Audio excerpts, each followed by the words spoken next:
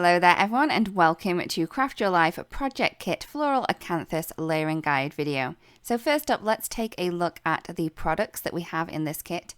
So we have a 6x8 stamp set. This has lots of different sentiments.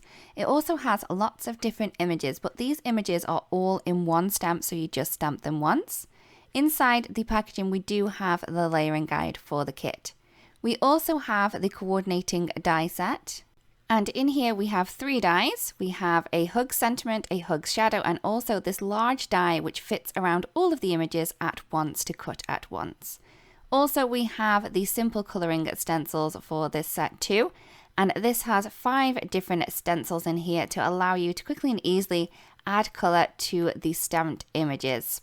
As well as that, we also have a 3D embossing folder. So this is 6x6.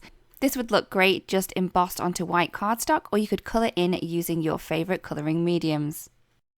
So to start, I've stamped the large image from the stamp set just onto a piece of white cardstock using some obsidian black ink.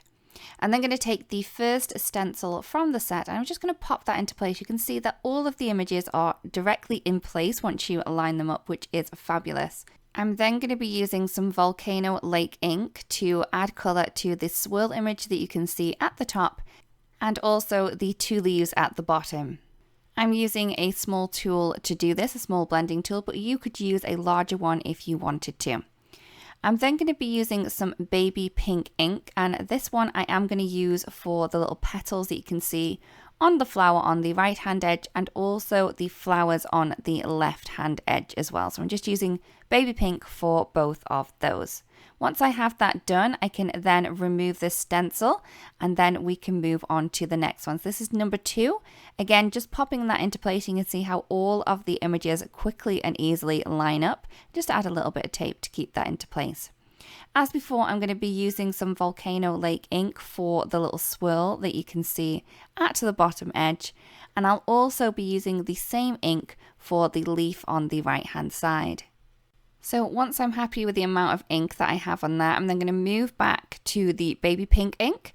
And I'm going to be using this for the rest of the petals that we have on this stencil here. So that's the little tulip kind of flower that we have on the left and the more open rose-like or peony flower that we have on the right-hand side. So once all of those images have been stenciled through this one, I can then remove this stencil and then move on to stencil number 3. And you can see again just how easy that is to place that over all of the images that we have on the stamped image. So again, as before, I am going to be using that baby pink ink to add that kind of base to the petals on the flower on the right hand side and also that little petal that you can see poking out on the left hand flower. I'm then going to colour in the rest of the little leaves that we have here just using some Volcano Lake ink. So once I'm happy with the amount of ink that we have through that, I'm then going to move on to the little centerpieces that we have on the left hand flower, and I'm just using some Snapdragon ink to add those in. I can then remove that stencil and then move on to the 4th one. Now this is going to add details to the flowers and also the leaves too. So I am going to add a little bit of tape just to keep that in place. For the detail or the shadow layer on the flowers, I am going to be using fuchsia ink. I'm using a small ink blending tool for this, but if you wanted to use a larger one, you can do too. That would work perfectly as well. So I'm just going to add that through both of the flowers, and that's going to add all of the details to those.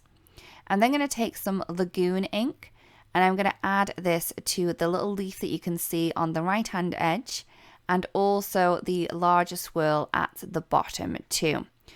So once that has been done, I can then remove this stencil and then I'm going to move on to the last stencil, which is stencil number 5. And this is going to add in the rest of the details to all of the leaves and also the flower centers as well. So for the flower centers, I'm going to use the same color as before. So I'm just going to add a little bit of Snapdragon through those. I can then move on to the leaves, and for all of these leaves, I will be using the Lagoon ink to add in this detail or shadow layer.